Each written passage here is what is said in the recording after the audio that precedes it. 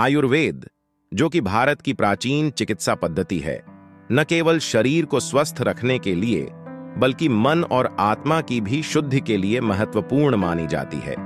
यह कहानी एक ऐसे गुरु की है जो आयुर्वेद और बौद्ध शिक्षाओं के महान विद्वान थे। वे अपने शिष्यों को जीवन जीने की कला और स्वास्थ्य के रहस्यों के बारे में सिखाते थे।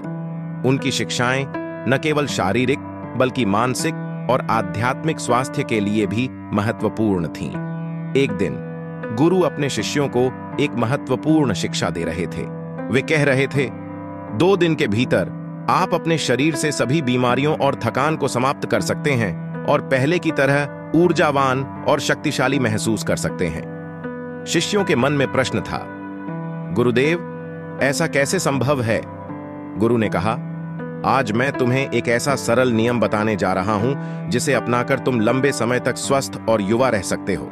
यह नियम बहुत ही सरल है, लेकिन इसका पालन करने से तुम्हारे जीवन में एक बड़ा बदलाव आ सकता है। तो आप इस चैनल पे नए हो तो चैनल को सब्सक्राइब जरूर करें। तो शुरू करते हैं। गुरु ने शिष्यों को संबोधित करते हुए कहा, क्या आप जानते हैं कि हम लंबे समय तक स्वस्थ कैसे रह सकते हैं? शिष्यों ने उत्तर दिया, गुरुदेव, हम नहीं जानते, कृपया हमें इसके बारे में विस्तार से बताएं। गुरु ने मुस्कुराते हुए कहा, ऐसा एक छोटा सा नियम है जो हमें कई बीमारियों से दूर रखता है और हम लंबे समय तक युवा रह सकते हैं। जो व्यक्ति इस नियम का पालन करता है वह बुढ़ापे में भी जवान दिखता है। उसके चेहरे पर चमक होती है, उसकी त्वचा में चमक होती है और वह हर समय ऊर्जा से भरा होता है। जबकि जो व्यक्ति इस नियम का पालन नहीं करता वह जवानी में ही बूढ़ा दिखने लगता है। उसके बाल सफेद हो जाते हैं, चेहरे पर झुर्रियां आ जाती हैं, त्वचा पीली पड़ जाती है और वह हमेशा थका हुआ महसूस करता है। इसीलिए आज मैं आपको जो नियम बताने जा रहा हूं उसे बहुत ध्यान से सुनिए, क्योंकि यह छोटा सा नियम आपका पूरा जीवन बदल सकता है। तभी एक शिष्य ने पूछा, गुरुदेव, क्या यह नियम सरल है? क्या हम सभी इसे आसानी से अपना सकते हैं? गुरु ने हंसते हुए उत्तर दिया, हाँ, यह नियम बहुत सरल है और हर व्यक्ति इसे अपना सकता है। तुम भी इसे अपना सकते हो। यह नियम बहुत ही आसान है, बस इसे सही तरीके से पालन करने की आवश्यकता है। शिष्य वशिष्ठ ने पूछा, गुरुदेव, लेकिन वह नियम क्या है? गुरु ने कहा, नियम यह है कि हमें रात में भूखे सोना चाहिए। गुरु की बात सुनकर शिष्य घबरा गए और उन्होंने कहा, गुरुदेव, आप क्या कह रहे हैं? मैं इस नियम का पालन नहीं करूंगा, क्योंकि देखिए, मैं भूखे नहीं सो सकता। गुरु ने कहा, पहले मेरी पूरी बात सुनो, इस पूरे नियम को समझो। मैं यह नहीं कह रहा हूं कि तुम सुबह भजन करो और उसके बाद खाना न खाओ और रात को भूखे सो जाओ। गुरु ने सभी शिष्यों से कहा, अब आप सब मेरी बात ध्यान से सुने। और फिर उन्होंने कहना शुरू किया, अब तक आपने अपनी जीवन शैली में जो भी बदलाव किए हैं, आपने जो भी नियम अपनाए हैं, उन सभी में से आज का नियम महत्वपूर्ण है। यह आपको बहुत लाभ देगा। यह नियम कोई कठिन नियम नहीं है, आप इसे आसानी से अपना सकते हैं। इसके लिए सबसे पहले आपको यह जानना चाहिए कि हमारे शरीर में एक जीवन शक्ति होती है जो हमारे सभी कार्यों को करती है। जैसे जब हम खाना खाते हैं तो वह जीवन शक्ति हमारे भोजन को पचाने में लग जाती है। गुरु ने आगे बताया, जब हम कोई दिमागी काम कर रहे होते हैं तो उस समय वह जीवन शक्ति उस दिमागी काम को सही तरीके से संचालित करने में लग जाती है। जब हम दौड़ रहे होते हैं तब भी दौड़ते समय हमारी जीवन शक्ति काम करती है। वह जीवन शक्ति हमारे शरीर के हर कार्य को करती है। लेकिन यहाँ समझने वाली बात यह है कि जीवन शक्ति एक समय में केवल एक ही कार्य कर सकती है। अगर तुम खाना खाते हो और खाने के तुरंत बाद किसी गहरी सोच में पड़ जाते हो तो इसका असर तुम्हारे पाचन तंत्र पर पड़ेगा, क्योंकि जीवन शक्ति पूरी तरह से पाचन पर ध्यान नहीं दे पाती। उसे पाचन के लिए इस्तेमाल करना चाहिए। गुरु ने बताया, प्राण शक्ति का काम था तुम्हारे द्वारा खाए गए भोजन को सुरक्षित रखना, लेकिन तुम गहरी सोच में खो गए और प्राण शक्ति को एक नया काम मिल गया। अगर तुम खाना खाने के बाद कोई शारीरिक कार्य करने लगते हो या तेजी से चलने लगते हो तो यह भी सही नहीं है, क्योंकि प्राण शक्ति जो पूरी तरह से पाचन पर खर्च हो रही थी अब तुम्हारी तेज चलने पर खर्च हो रही है। इसीलिए खाना खाने के बाद बहुत तेज नहीं चलना चाहिए, नहीं तो तुम्हारी प्राण शक्ति तुम्हारी तेज चलने की तरफ आकर्षित हो जाएगी। इसलिए खाना खाने के बाद धीरे धीरे चलना चाहिए। गुरु ने उन शिष्यों से कहा, आपने समझ लिया होगा कि प्राण शक्ति एक समय में केवल एक ही कार्य कर सकती है, लेकिन जब आप रात में देर से खाना खाते हैं तो क्या आप जानते हैं कि क्या होता है? इसका हमारे शरीर पर 3 प्रभाव पड़ते हैं। अब आप सभी इन 3 प्रभावों को ठीक से समझें। पहला प्रभाव जो हमारे शरीर पर पड़ता है वह यह है कि आपकी जठराग्नि सूर्य के साथ काम करती है, अर्थात जैसे जैसे सूर्य उगता है आपकी पाचन अग्नि भी बढ़ने लगती है। दोपहर में यह और बढ़ती है और शाम को यह थोड़ी धीमी हो जाती है, इसलिए शाम को हल्का खाना खाएं और वह अच्छा रहता है। गुरु ने बताया, और आपको यह भी ध्यान रखना है कि आपको अपना शाम का भोजन सूर्यास्त से पहले खाना चाहिए।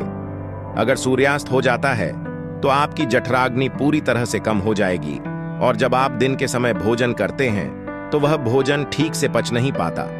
भले ही आपने सात्विक भोजन किया हो, क्योंकि वह उस समय पकाया गया था, इसलिए भोजन ठीक से पच नहीं पाता और वह शरीर में लंबे समय तक रहता है।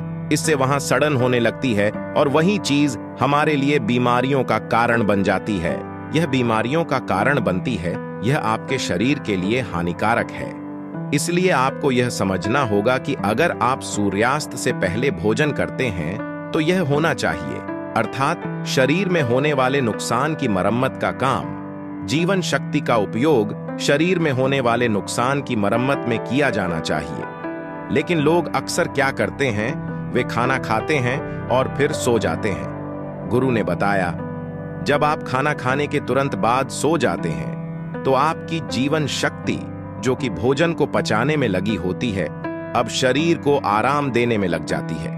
यह पाचन प्रक्रिया को धीमा कर देती है और यह भोजन ठीक से पच नहीं पाता। इससे आपके शरीर में अपशिष्ट पदार्थ जमा होने लगते हैं और यही अपशिष्ट पदार्थ आपकी बीमारियों का कारण बनते हैं। गुरु ने कहा, अब आप सब समझ गए होंगे कि क्यों हमें रात में भूखे सोना चाहिए। यह न केवल हमारे शरीर के लिए बल्कि हमारे मानसिक और आध्यात्मिक स्वास्थ्य के लिए भी महत्वपूर्ण है। रात में भूखे सोने से आपका शरीर खुद को ठीक करने के लिए समय पाता है और आप अगले दिन ऊर्जावान और ताजगी से भरे रहते हैं। गुरु की बातें सुनकर सभी शिष्य सोच में पड़ गए। वे समझ गए थे कि गुरु ने जो बताया वह बहुत ही महत्वपूर्ण है और उन्होंने इस नियम का पालन करने का निर्णय लिया। 2 दिन बाद सभी शिष्य ऊर्जावान और स्वस्थ महसूस कर रहे थे। वे गुरु के पास आए और उन्हें धन्यवाद दिया। गुरु ने मुस्कुराते हुए कहा, देखा, यह नियम कितना सरल है, लेकिन इसका प्रभाव कितना गहरा है। आयुर्वेद और बौद्ध शिक्षा दोनों ही हमें सिखाते हैं कि शरीर, मन और आत्मा को कैसे संतुलित रखा जाए। यही कारण है कि ये प्राचीन चिकित्सा पद्धतियां आज भी प्रासंगिक हैं। गुरु ने आगे बताया, आयुर्वेद केवल एक चिकित्सा पद्धति नहीं है, यह एक जीवन शैली है।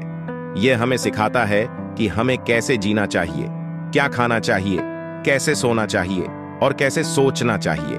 जो व्यक्ति आयुर्वेद का पालन करता है वह न केवल शारीरिक रूप से बल्कि मानसिक और आत्मिक रूप से भी स्वस्थ रहता है। गुरु ने कहा, आलस्य, कमजोरी और थकान से बचने के लिए हमें अपनी दिनचर्या में आयुर्वेदिक नियमों को शामिल करना चाहिए, जैसे कि सूर्योदय के समय उठना, दिन के समय ज्यादा खाना खाना, शाम को हल्का भोजन करना और रात में भूखे सोना। ये छोटे छोटे नियम आपके जीवन में एक बड़ा बदलाव ला सकते हैं। गुरु ने कहा, ध्यान और योग भी आपके जीवन का महत्वपूर्ण हिस्सा होना चाहिए। ये न केवल आपके मन को शांत रखते हैं बल्कि आपके शरीर को भी मजबूत और स्वस्थ रखते हैं। ध्यान और योग से आप अपनी आंतरिक ऊर्जा को संतुलित कर सकते हैं और अपने जीवन में संतुलन और शांति ला सकते हैं। गुरु की शिक्षाओं को सुनकर सभी शिष्य बहुत प्रभावित हुए। उन्होंने गुरु के सभी नियमों का पालन करने का संकल्प लिया और उन्हें अपने जीवन में लागू किया। कुछ महीनों के भीतर वे सभी शारीरिक रूप से स्वस्थ और मानसिक रूप से शांत और संतुलित महसूस करने लगे। उन्होंने गुरु को धन्यवाद दिया और कहा, गुरुदेव, आपकी शिक्षाओं ने हमारे जीवन को बदल दिया है। अब हम समझ गए हैं कि स्वास्थ्य का असली अर्थ क्या है। गुरु ने अंत में कहा, स्वास्थ्य एक यात्रा है, एक गंतव्य नहीं। यह एक जीवन भर की प्रक्रिया है जिसमें हम अपने शरीर, मन और आत्मा को संतुलित रखने का प्रयास करते हैं। याद रखें, आपका शरीर एक मंदिर है और आपको इसे उसी तरह से सम्मान और देखभाल करनी चाहिए। तो दोस्तों, आपको इस बात का ध्यान रखना चाहिए अपने जीवन के तंदुरुस्त के लिए। तो चलिए दोस्तों, मिलते हैं अगली स्टोरी पे। Thank you.